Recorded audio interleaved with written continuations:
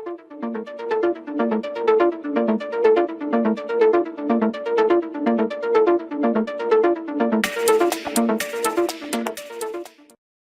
Everyone, welcome to class test juniors. आज हम class 10th का चैप्टर 1 करेंगे, दैट इज रियल नंबर्स। इसके अंदर जो टॉपिक आज हम कवर करेंगे that is Euclid division algorithm. So let's get started. So first of all let's do a puzzle. So read this question. A trader was moving along a road selling eggs. An idler who did not have much work to do started to get the trader into a wordy duel. This grew into a fight. He pulled the basket with eggs and dashed it on the floor. The eggs broke. The trader requested the panchayat to ask the idler to pay for the broken eggs. The panchayat asked the trader how many eggs were broken. He gave the following response. Now, अब जो trader है उसने इस तरीके से कुछ response दिया है that if counted in pairs, अगर हम दो दो के पेयर में काउंट करें उन एग्स को तो एक एग बच जाएगा. अगर हम थ्री थ्री के पेयर्स में मतलब थ्रीज में काउंट करें तो दो बच जाएंगे. अगर हम फोर्स में काउंट करेंगे तो हमारे 3 एग बच जाएंगे. If counted in fives 4 will remain. If counted in sixes, 5 will remain. If counted in sevens, nothing will remain. अगर हम उन x को 7 sevens के पेयर में काउंट करते हैं तो कुछ भी नहीं बचेगा. That means that egg would be, मतलब the number of eggs should be a multiple of 7. That is why nothing will remain after that. Now, the last statement was, my basket cannot accommodate more than 150 eggs. मेरे basket में 150 eggs से ज्यादा नहीं आ सकते. क्या आप इन सारी statement के बेसिस पे ये बता सकते हो कि उस ट्रेडर के पास कितने eggs होंगे? Can you answer how many eggs were there? Now, let's try to do this. आप पहले खुद सोचो कि कैसे पॉसिबल है इसका आंसर निकालना. आप कुछ स्टेटमेंट्स बनाओ, कुछ इक्वेशंस बनाओ and then see this solution. तो सबसे पहले हमारे पास जो कंडीशन है दैट इज, अगर मैं सपोज कर लूं that the number of x are a, so can I say that it is a multiple of 7. तो अगर ये नंबर 7 का मल्टीपल है तो मैं कहूंगी कि मैंने 7 में इसे काउंट किया और P करके 7s बने. दैट मीन्स इसने 7 के ये एग काउंट किए, ये एक बन गया. ऐसे कुछ P बने होंगे तो ये P हमने यहां लिख दिया. तो ये हमें नंबर ऑफ एक्स दे सकता है. यस. जो हमारी और एक और इम्पॉर्टेंट स्टेटमेंट थी वो ये थी कि जो नंबर ऑफ एक्स है वो 150 से कम है. कैन आई से दिस? यस. इसके बाद जो भी इक्वेशन थी क्या मैं उसे इस तरीके से लिख सकती हूँ that 6q, that is a is equal to 6q. मतलब जब मैंने उसे सिक्सेस में काउंट किया तो कुछ q नंबर्स बने होंगे, जैसे इस केस में p बने थे और रिमाइंडर मतलब रिमेनिंग x बच गए थे 5. जब हमने 5 में काउंट किया तो 4 बच गए थे. अगर हम फोर्स में काउंट करेंगे तो 3 बच जाएंगे. अगर हम थ्रीज में काउंट करेंगे सो लेट्स सपोज यहाँ पे हम r नहीं लिख सकते हैं तो यहाँ पे हमें चेंज करना होगा. That is it should be 4x. Now 3y plus 2 and now 2z plus 1. Can I say these equations are correct according to the statement given by the trader? So yes, these statements are perfectly correct. Now, in statements को या उस puzzle को कराने का purpose क्या है? जो आपकी यूक्लिड डिवीजन एल्गोरिथम की इक्वेशन बनती है वो भी कुछ इस तरीके से होती है. अब इस पर्टिकुलर इक्वेशन में ऐसा क्या स्पेशल है? अगर आप इसे नोटिस करो तो ये एक सिंपल एक डिवीजन की तरह है. कैसे एक सिंपल डिवीजन की तरह? Let's see. जब आप कोई नंबर डिवाइड करते हो, लेट्स सपोज मैंने यहाँ पर 28 को डिवाइड किया 7 से, तो 4 से हमने इसे डिवाइड कर दिया और 0 हमारा रिमाइंडर हो गया. तो ये नंबर क्या है? ये नंबर हमारा है dividend. Now what is this number? This number is my divisor. what is this number? This number is my quotient. And what is this number? This number is my remainder. Can I say that this equation is something like this division? Think how. Can you say that this A is nothing but dividend? This 6 is divisor, this Q is quotient, and this 5 is remainder, whereas in this case 0 is remainder. Can I say that? Yes, I can say that, and this is my Euclid division algorithm equation. तो ये हमारी Euclid division algorithm की equation होती है, इस तरीके से हम उसे लिखते हैं. नाउ अगर हम अपनी पजल पर वापस चले तो इस पजल को हम सॉल्व कैसे करेंगे?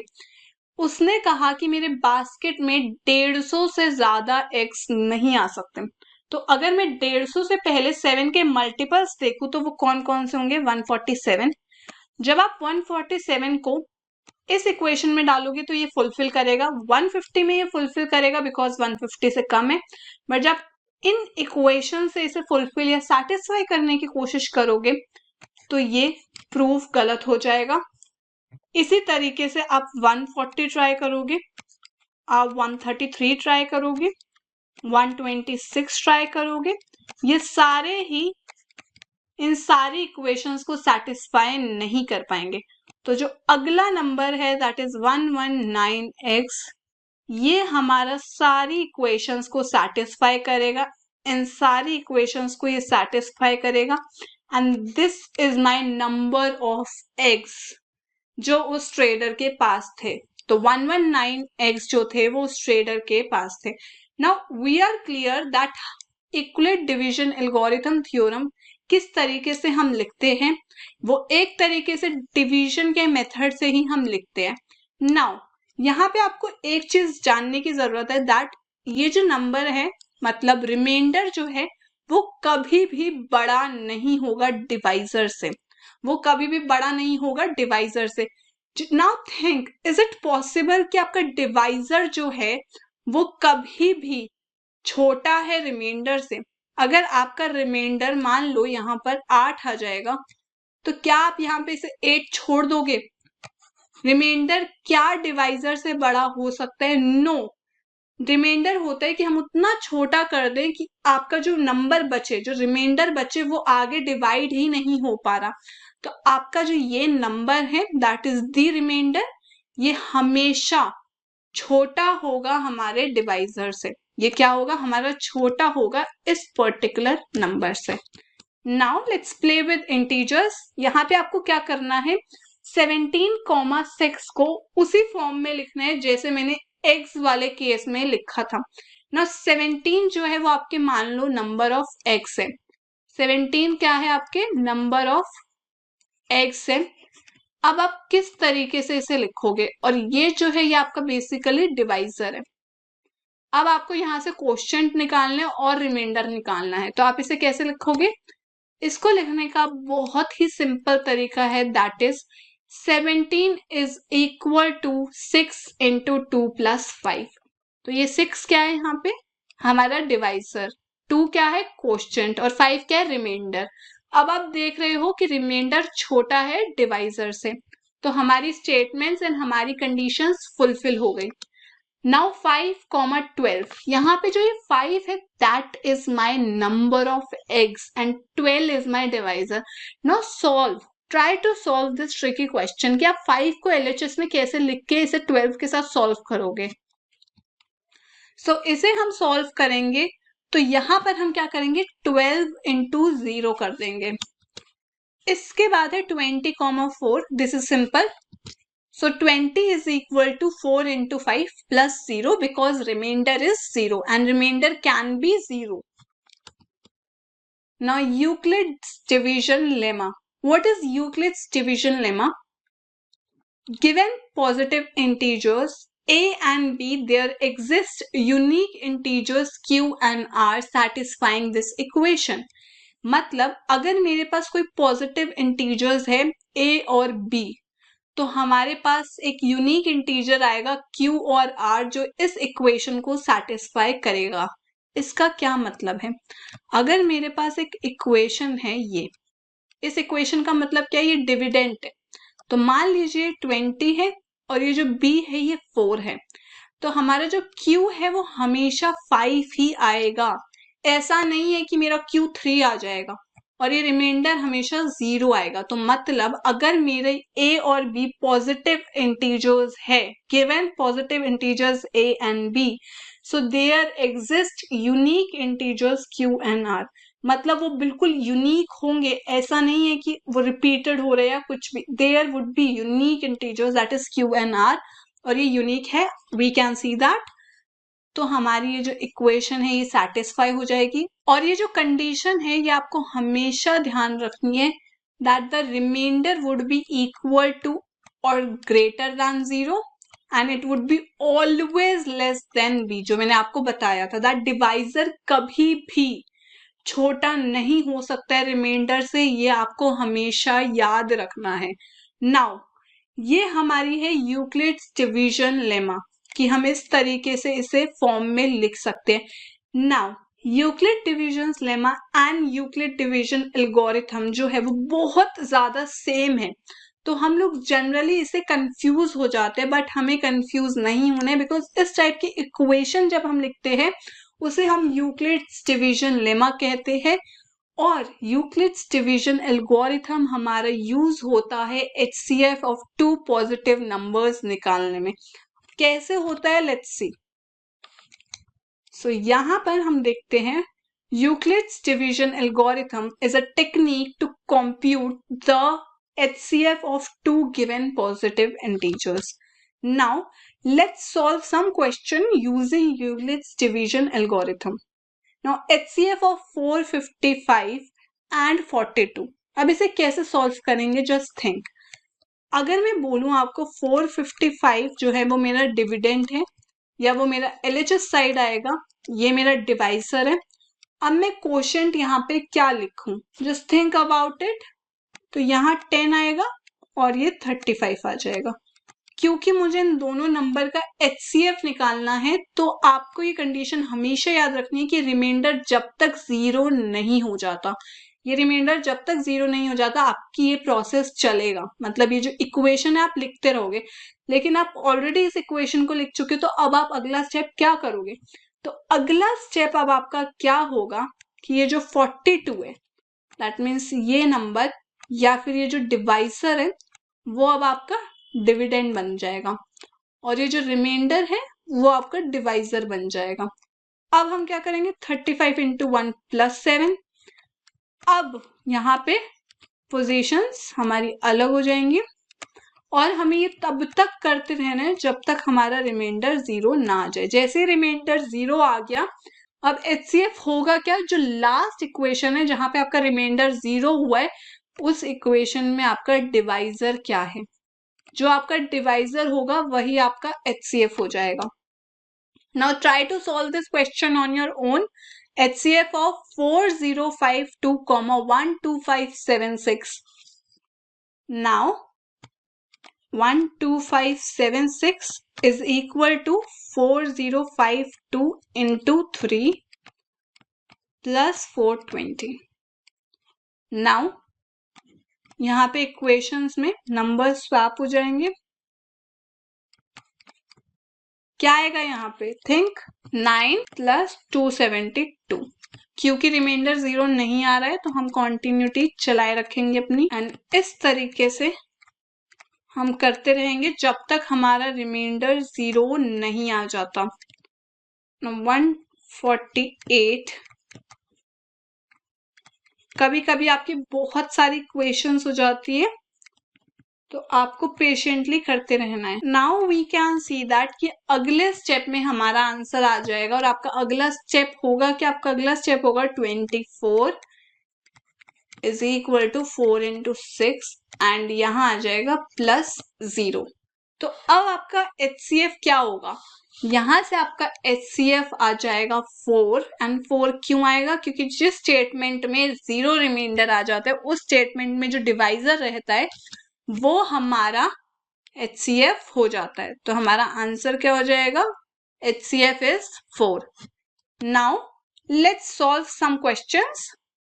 Show that every positive even integer is one of the form 2q and every positive odd integer is of the form 2q plus 1 where q is some integers.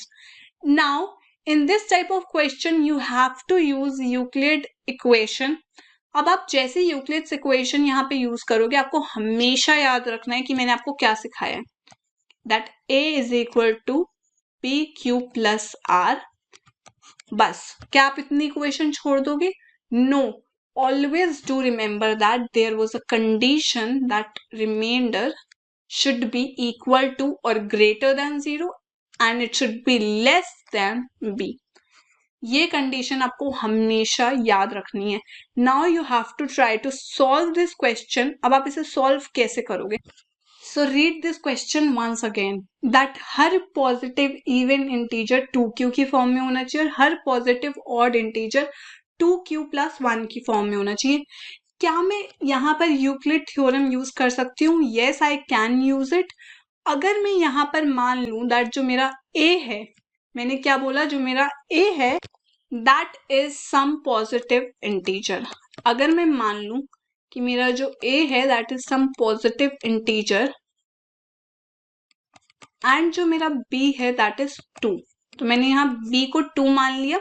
So basically मैंने इसे late कर लिया. Now मैं क्या कर सकती हूँ? क्या मैं यहाँ पर ये कह सकती हूँ क्योंकि मेरा b 2 है तो इस कंडीशन में मेरे r के पास दो ऑप्शन है, या तो वो 0 हो जाए या वो 1 हो जाए. अगर मैं इस इक्वेशन में ये वैल्यूज पुट कर दूं तो कुछ इस तरीके की इक्वेशन बन जाएगी. अब मेरे पास दो केस है. केस 1 है that is a is equal to 2q plus 0 and मेरे पास सेकेंड केस है that is a is equal to 2q plus 1. मतलब अगर a एक पॉजिटिव इंटीजर है तो वो 2q की फॉर्म में हो सकता है, या a अगर एक पॉजिटिव इंटीजर है तो वो 2q प्लस 1 की फॉर्म में हो सकता है, विच इज वेरी ऑब्वियस. अब आप बोलोगे दैट ठीक है हमें ये तो समझ में आ गया, बट इस क्वेश्चन में क्या पूछा था? That every positive even integer is of the form 2q. Now आप कहोगे कि यही इवन कैसे है? बिकॉज यहाँ पे रिमाइंडर नहीं है, रिमाइंडर 0 है और ये 2q है. That means it is divisible by 2 and anything which is divisible by 2 is a even number. तो दैट मीन्स ये वाला इवन फॉर्म है और ये वाला हमारा ऑड फॉर्म है बिकॉज 2q प्लस 1 में है. तो इस तरीके से हमने अपने इक्वेशन को सेटिस्फाई कर दिया है. नाउ अब हम एनसीईआरटी का एक्सरसाइज 1.1 करेंगे अपने रियल नंबर्स का. तो आप एनसीईआरटी को ओपन करके भी प्रैक्टिस कर सकते हो. Now the first question is HCF of 135, 225. Now try to solve this question on your own ताकि आपका भी एक कमांड बैठे. Now let's try this question. तो 225 आप इस साइड लिखोगे. हमेशा याद रखना आप ट्राई करो कि LHS की साइड आप बड़ा नंबर रखो सो दैट आपको यहाँ पे इजी आप इसे सॉल्व कर पाओ. तो ये पहली इक्वेशन बन गई. बिकॉज रिमाइंडर 0 नहीं आया तो हम इसे आगे कंटिन्यू करेंगे एंड इस तरीके से हम एक और बार इसे कंटिन्यू करेंगे एंड यहाँ हमारा रिमाइंडर 0 हो गया. जिस स्टेटमेंट में हमारा रिमाइंडर 0 हो जाता है उस स्टेटमेंट का डिवाइजर हमारा आंसर हो जाएगा. तो हमारा आंसर क्या हो जाएगा? हमारा आंसर यहाँ पे हो जाएगा 45. Now let's try to do second question. So HCF of 196382220. Now try to solve this question. This is very simple. ये एक ही सिंगल लाइन में आपका सॉल्व हो जाएगा बिकॉज 38220 जो है वो एक तरीके से मल्टीपल है 196 का. तो ये जो रिमाइंडर है वो 0 हो जाएगा. तो HCF यहाँ पे क्या आ जाएगा? यहाँ HCF आ जाएगा 196. Now let's try to solve the third question, that is 867 and 255. Now try to solve this question. Now 867, 255 into 3 plus 102. Now 255, 102 into 2 plus 1 and 102, 51 into 2 plus 0. तो आपका HCF क्या हो जाएगा? आपका HCF हो जाएगा 51. तो इस तरीके से हमने सारे नंबर्स के HCF निकाल लिए हैं. Now let's do second question that show that any positive odd integer is of the form 6q plus 1 or 6q plus 3 or 6q plus 5. Now we know that कि ये हमारा बहुत easily यूक्लिड थ्योरम से solve हो जाएगा. Do remember the condition. इसी condition से हमें बहुत ज्यादा हेल्प मिलेगी.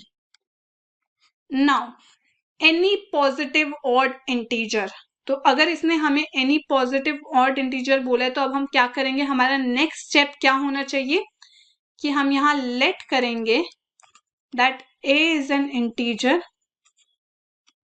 और बिकॉज यहाँ पे 6q फॉर्म में तो हम यहाँ पे लेट करेंगे b जो है वो 6 है. हम क्या लेट कर लेंगे? b जो है वो 6 है, सो दैट हम इस फॉर्म में इस टाइप की इक्वेशन में आंसर ला पाए. जैसे लास्ट टाइम हमने 2 लिया था, सो दैट हम उस टाइप की फॉर्म में आंसर ला पाए थे. अब मैं बिकॉज यहाँ पे जैसे फिल इन करूंगी तो ये कुछ इस तरीके का दिखेगा, एंड यहाँ पे जब मैं इसे फिल इन करूंगी तो ये कुछ इस तरीके के दिखेगा, जहां पे मेरे पास रिमाइंडर में ऑप्शंस आ जाएंगे 0, 1, 2, 3, 4 एंड 5. तो मेरे पास ये ऑप्शंस आ जाएंगे. मेरे पास अब रिमाइंडर के 6 ऑप्शंस हैं. तो केस 1 क्या बनेगा? That a is equal to 6q plus 0. Second case क्या बनेगा? a is equal to 6q plus 1.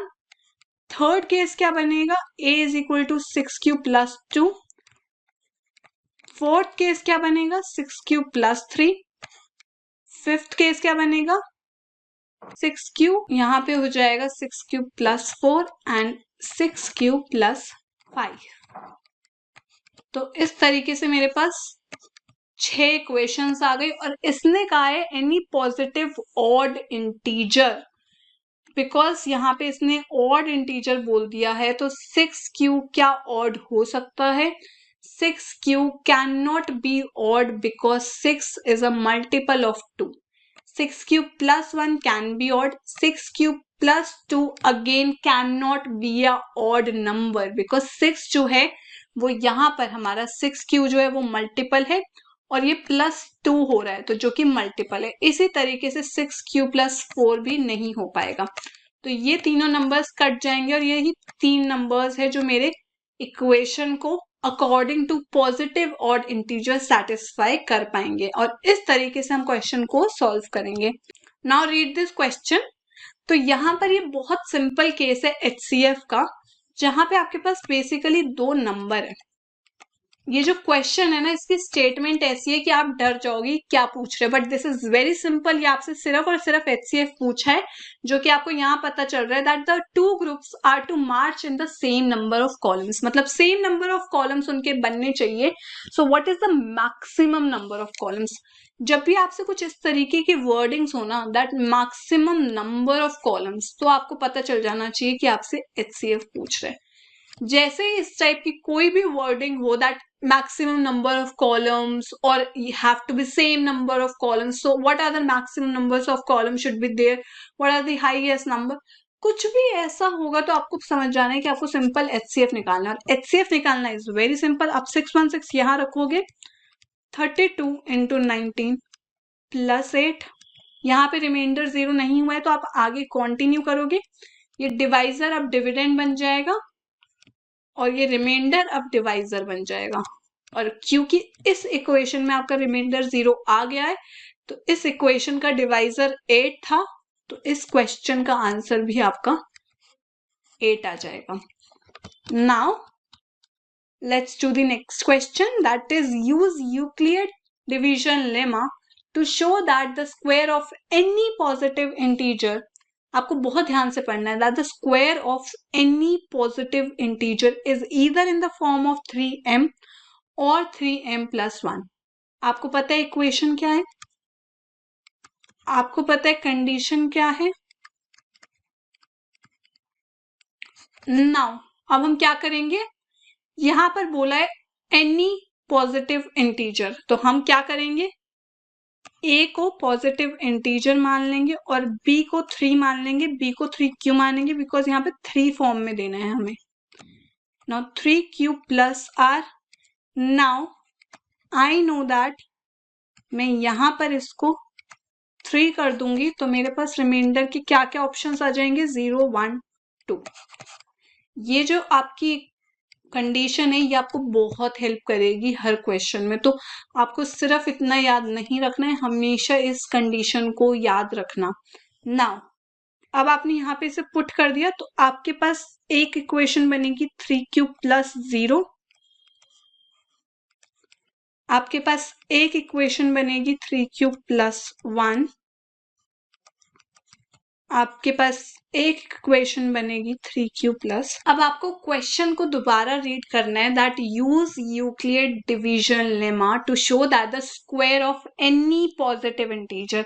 क्या बोला इसने, square of any positive integer, और आपने पॉजिटिव इंटीजर किसको लेट किया था, ए को। तो अब आप क्या करोगे, आप यहाँ कर दोगे ए का स्क्वायर। तो जैसे आप ए का स्क्वायर करोगे ये 9q स्क्वायर हो जाएगा। ये क्या हो जाएगा, 9q स्क्वायर। आप इसे लिख सकते हो a square is equal to 3 into 3q square. क्या आप ये लिख सकते हो, यस।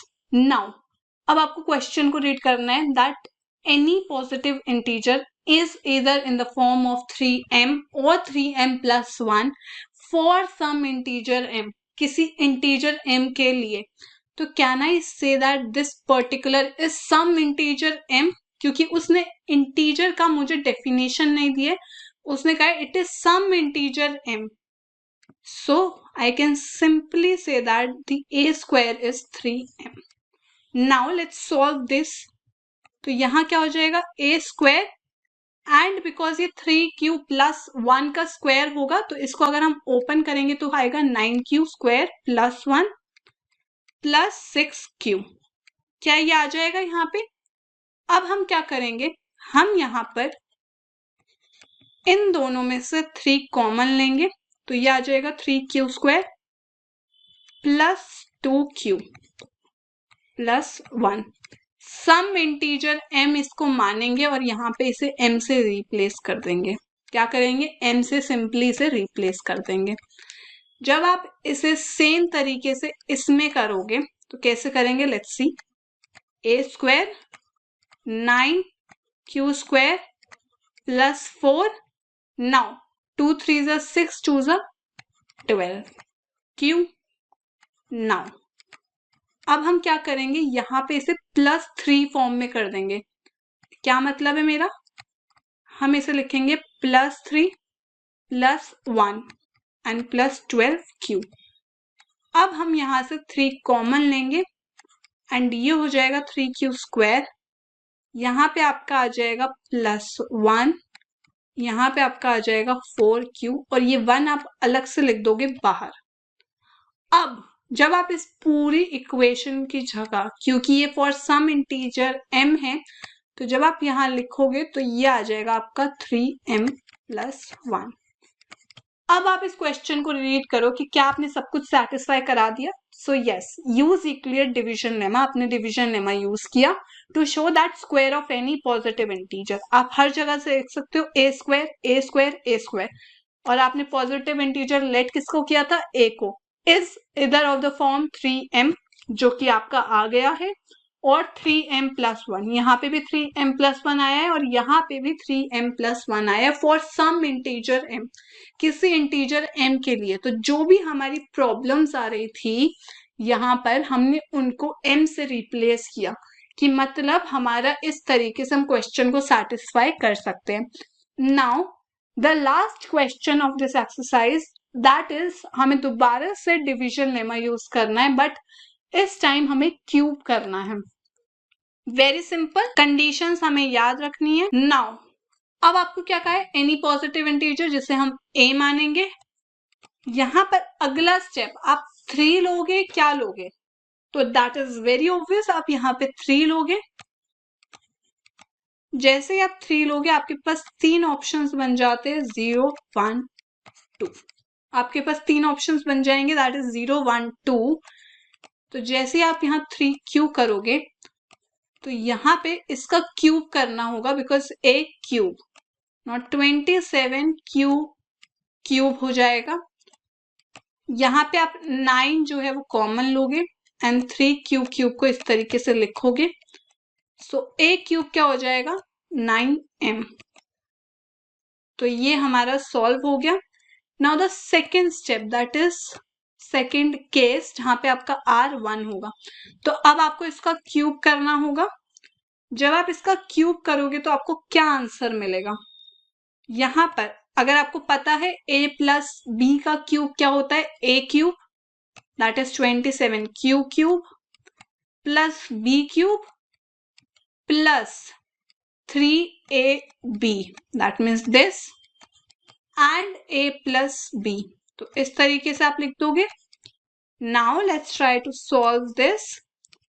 अब आप क्या करोगे, यहाँ पे अब आप यहाँ 9 कॉमन लोगे जैसे हमने लास्ट केस में किया था। तो यहाँ आ जाएगा 3 क्यूब प्लस, क्योंकि आपने यहाँ से 9 कॉमन ले लिया है ये वाले नंबर से, तो आपका यहाँ बचेगा 3q² प्लस q, और ये 1 आप एंड में लिख दोगे, दैट इज +1।